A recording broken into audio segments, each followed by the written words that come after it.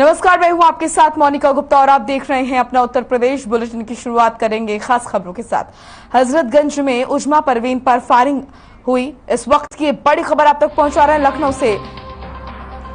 तो आपको बता दें कि हजरतगंज में उजमा परवीन पर फायरिंग हुई। बाइक सवार युवकों ने की फायरिंग। बाल बाल बची उजमा परवीन।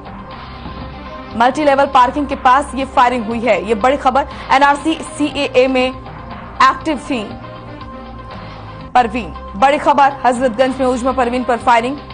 बाइक सवार युवकों ने फायरिंग की और आपको बता दें मल्टी लेवल पार्किंग के पास ये फायरिंग हुई है। लखनऊ के हजरतगंज में उजमा परवीन पर बाइक सवार युवकों ने फायरिंग की। बाल बाल बची उजमा परवीन। सीएए एनआरसी में एक्टिव थी उजमा परवीन। तो ये बड़ी और अहम जानकारी लखनऊ से आपके सामने। आपको बता दें कि हजरतगंज में उजमा परवीन पर बाइक सवार युवकों ने फायरिंग की है। बाल बाल बची हैं उजमा परवीन। एनआरसी सीए में एक्टिव थी उजमा परवीन। बड़ी खबर इस वक्त की आपके सामने। हजरतगंज में उजमा परवीन पर बाइक सवार युवकों ने फायरिंग की है। बाल बाल बची हैं उजमा परवीन। एनआरसी सीएए में एक्टिव थी उजमा परवीन।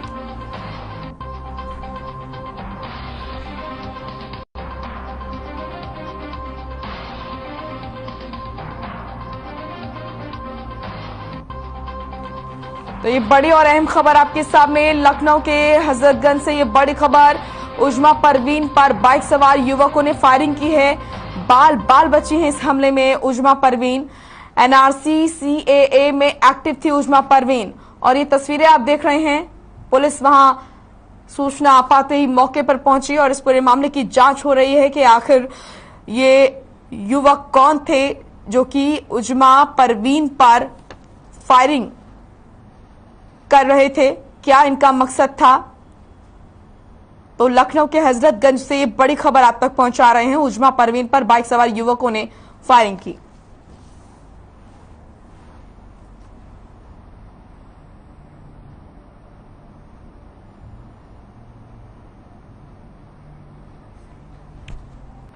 लखनऊ में फैजुल्लागंज वार्ड में शुकरों की अस्वाभाविक मौत को लेकर डीएम अचानक फैजुल्लागंज पहुंचे। डीएम सूर्यपाल गंगवार ने इस दौरान प्रियदर्शनी कॉलोनी, फैजुल्लागंज पूर्वा और एमडी स्कूल का निरीक्षण किया। निरीक्षण के दौरान जिलाधिकारी ने शुकर पालकों को जरूरी निर्देश भी दिए। खास बात ये रही कि निरीक्षण के दौरान क्षेत्र में कहीं भी शुकर घूमते नहीं पाए गए।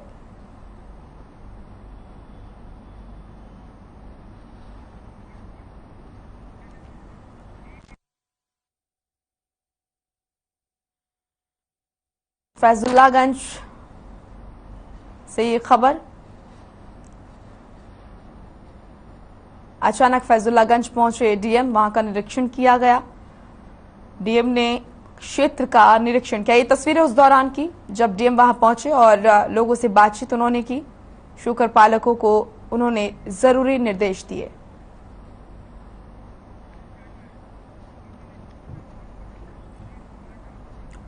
एटा के दहेलिया पूट में हैरान कर देने वाली खबर सामने आई है, जहां हिस्ट्री शीटर से पूछताछ करने गई पुलिस के साथ ही बदमाशों ने हमला किया। आपको बता दें कि पुलिस पर लाठी डंडों से हमला किया गया। इसी के साथ ही हिस्ट्री शीटर मौके से फरार होने में कामयाब रहा और हिस्ट्री शीटर पर पहले से ही 6 मामले दर्ज हैं।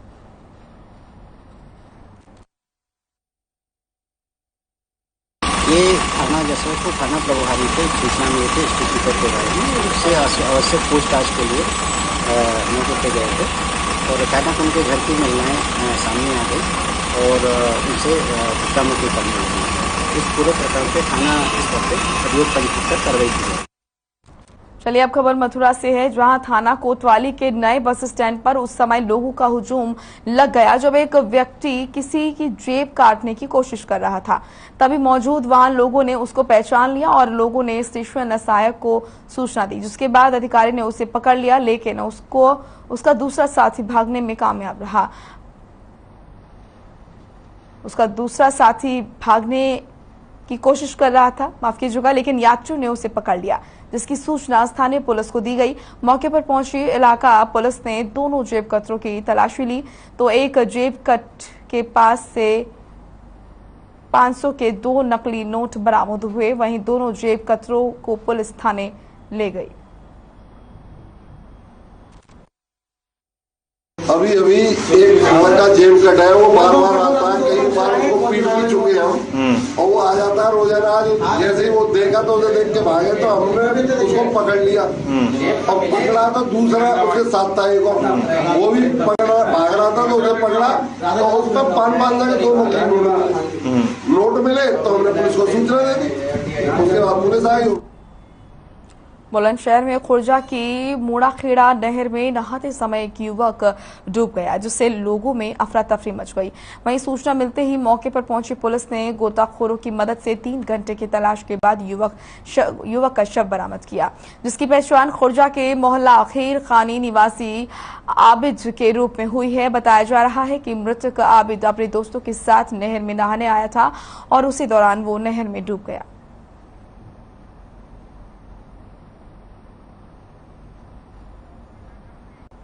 लाइव जहां पर मंत्रिपरिषद की बैठक के बाद कुछ निर्णय लिए गए।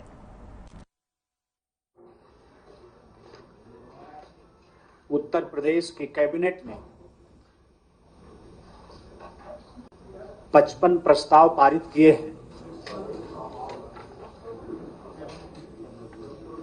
56 प्रस्ताव कैबिनेट के सामने रखे गए, जिसमें से 55 पारित हुए हैं। बहुत दिनों से पहले भी ये विषय आप सबके सामने आया है। हम सब लोग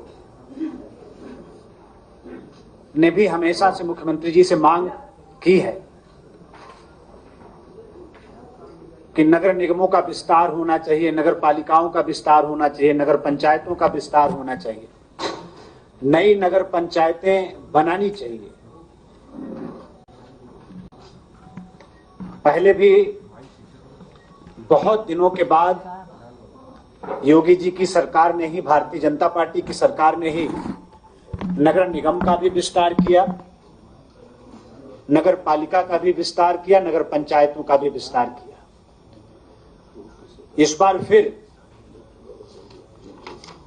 जहां जरूरी था, जहां की जनता मांग कर रही थी, हमारे सम्मानित जनप्रतिनिधि भी मांग कर रहे थे,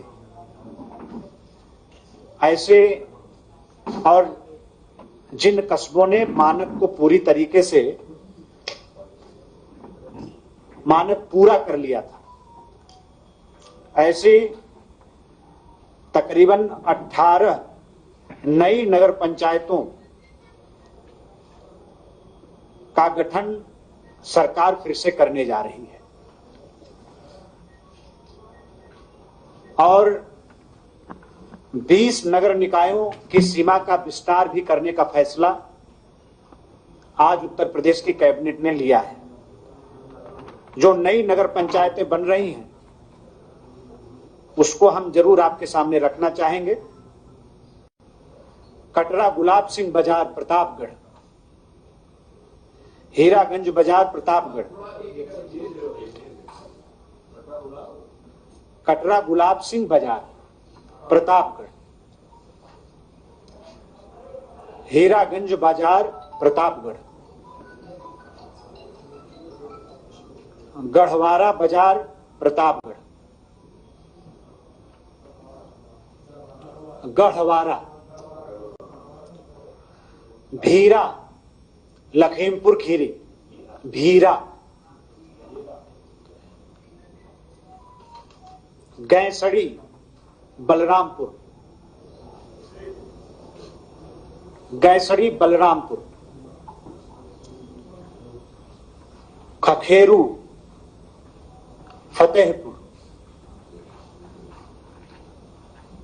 कारिकन धाता फतेहपुर, फतेहपुर, तरकुलवा देवरिया जनपद, पत्थरदेवा देवरिया, बैतालपुर देवरिया,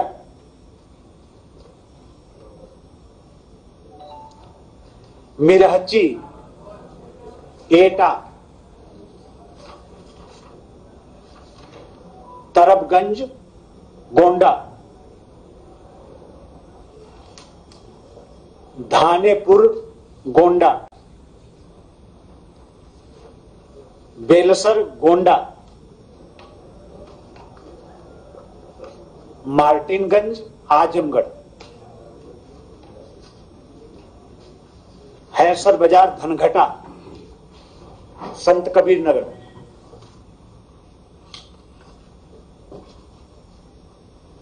उरवा बाजार गोरखपुर, घगसरा बाजार गोरखपुर, घगसरा घगसरा, ये 18 नई नगर पंचायतों के गठन का प्रस्ताव उत्तर प्रदेश की कैबिनेट ने आज पारित किया है। और जिन नगर निकायों के सीमाओं का विस्तार हो रहा है उसमें नगर पंचायत राजापुर चित्रकूट,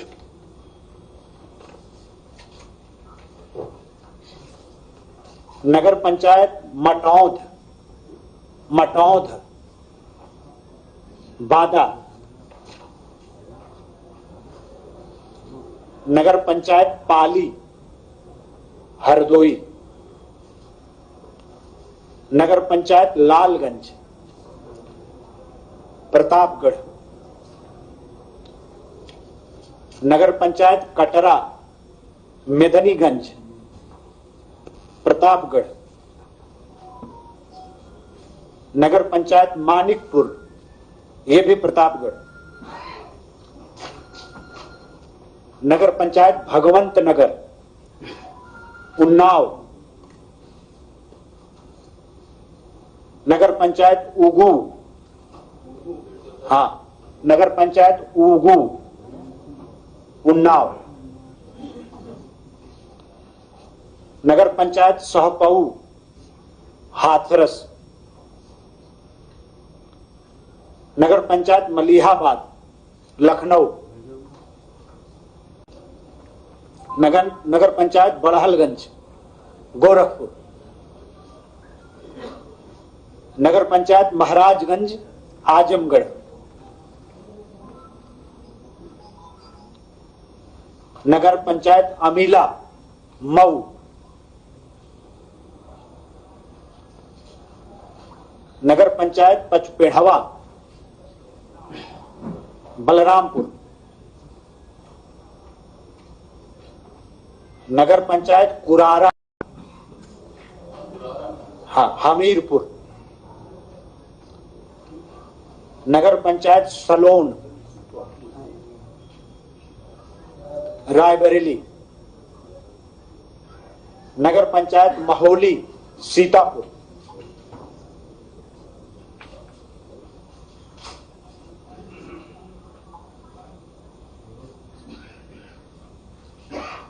नगर पालिका परिषद अमरोहा जी अमरोहा, इसके भी सीमा का विस्तार कर रहे हैं।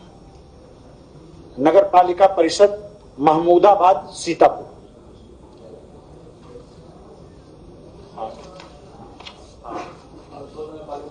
हाँ जी,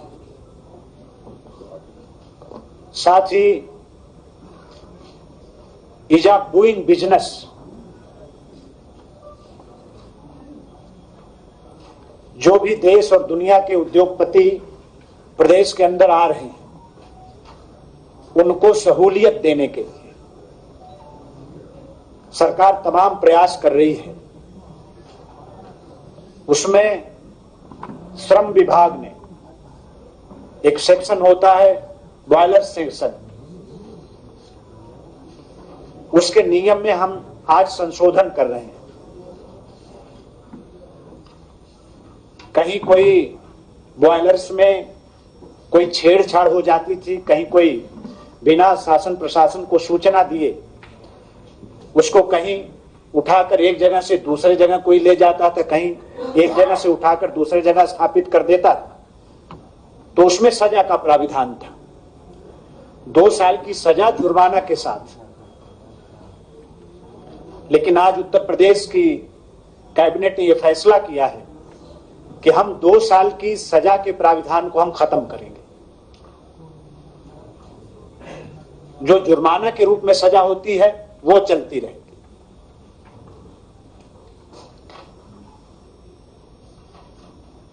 इससे काफी जो एक सकारात्मक वातावरण का निर्माण श्रद्धेय मुख्यमंत्री जी के नेतृत्व में प्रदेश के अंदर हुआ, तमाम इन्वेस्टर आज प्रदेश की तरफ आकर्षित हो रहे हैं, उस प्रयास को भी बल मिलेगा। आज इसको भी हम लोग, ये फैसला भी उत्तर प्रदेश की कैबिनेट ने किया है। बाकी बात हमारे वरिष्ठ मंत्री श्रद्धेय शाही जी आपके सामने रखेंगे।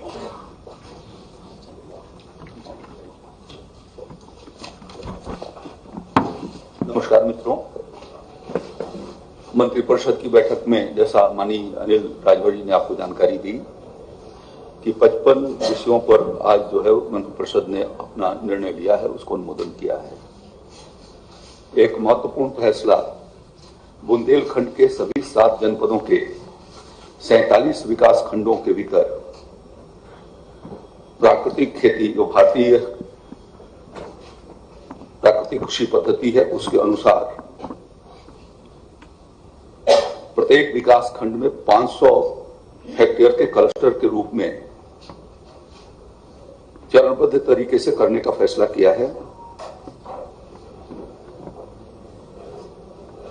इस निर्णय के अनुसार 5 वर्ष में 23,500 हेक्टेयर क्षेत्रफल के भीतर 470 क्लस्टर बना करके यह कार्य संपन्न किया जाएगा।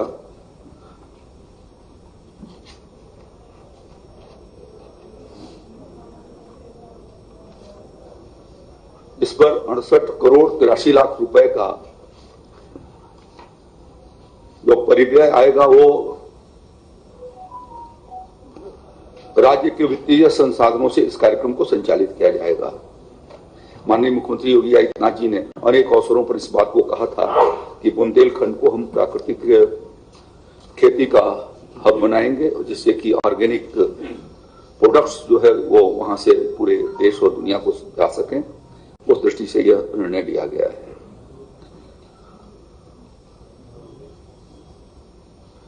पहले चरण में 235 क्लस्टर बनाए जाएंगे, इस साल से शुरू किए जाएंगे और अगले साल फिर 235 क्लस्टर चलेंगे। प्रत्येक क्लस्टर 50 हेक्टेयर का होगा। नजदीक के 1, 2, 3 गांव से उन किसानों का जो इच्छुक होंगे उनका चयन करेंगे। प्राथमिकता उन किसानों को देंगे जिनके पास अपनी देशी गाय है या जो किसान निराश्रित गो वंश स्थल से गौशालाओं से वह गाय ले जाकर के पालने की दृष्टि से वो ले जाना चाहते हैं। इस योजना के संचालन किए जाने से जमीन की उर्वरा शक्ति बढ़ेगी, उसमें ऑर्गेनिक मैटर कार्बन की बढ़ोतरी होगी। जो बुंदेलखंड में छुट्टा जानवरों की समस्या है उसका समाधान। चलिए अब खबर मथुरा से है, जहां पर पुलिस प्रशासन एक्टिव मोड में नजर आ रहा है।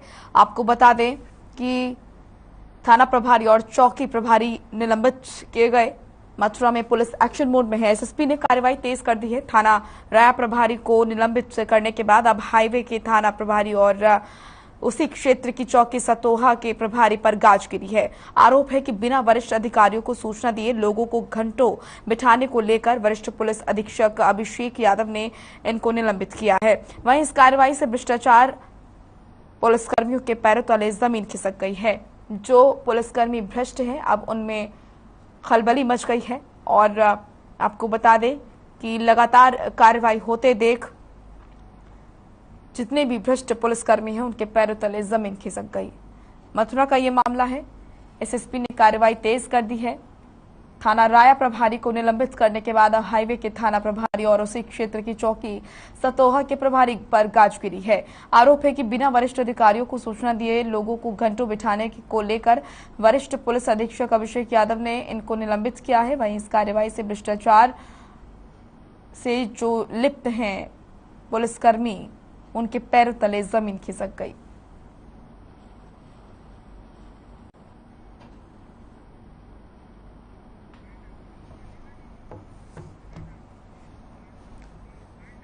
चलिए फिलहाल इस बुलेटिन में इतना ही। आप देखते रहिए हर खबर। नमस्कार।